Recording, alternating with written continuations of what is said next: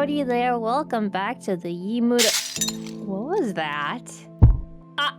Oh no. Where is she?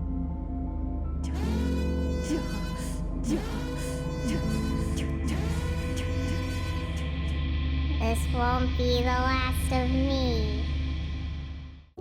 Phew.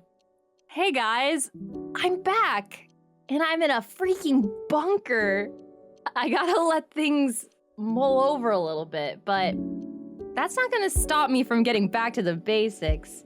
But because in the last video, that wasn't me, we're going back to the basics.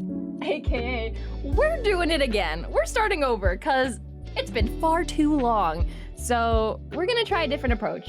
I know I said I was gonna do hands, but I'm not.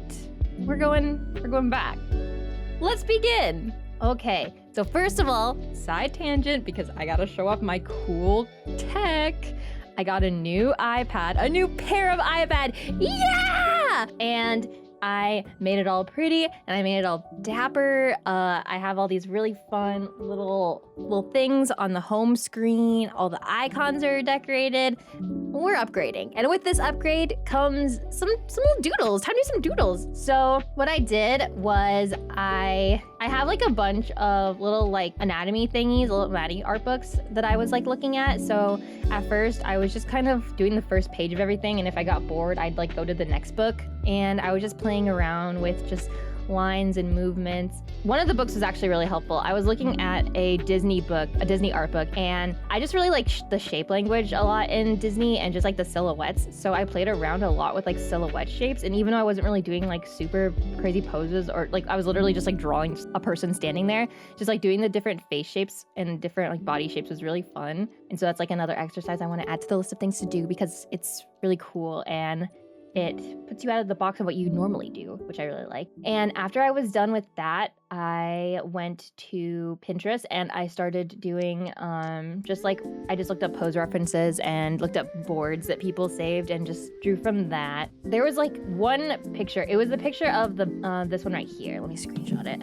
It was this picture. I don't know why, but it felt like I had an epiphany. It felt like I had a breakthrough, and I was like, oh my God, I think I understand what to do. And I know I've thought this before, but I really do like using just like a low opacity thing to make the silhouettes of the poses kind of similar to what I was doing with the Disney pictures, but instead I did it with the poses and I broke it down with like circle head or like different shape head that's circular, and then I did like either a triangular or rectangle body, and then I kind of morphed it in a way, thinking of it like a pillowcase almost, to help get the different body twists and different stances. And afterwards I felt, even though like it was still like doodles and it was still messy, I felt so powerful. I felt like I was like actually understanding it and was able to have fun with doing this, because usually it's like fine, but I feel like there's not that much fun that goes with like these types of an exercise unless like I draw like a character I like to go with it, or just like add like some fun pops of color. But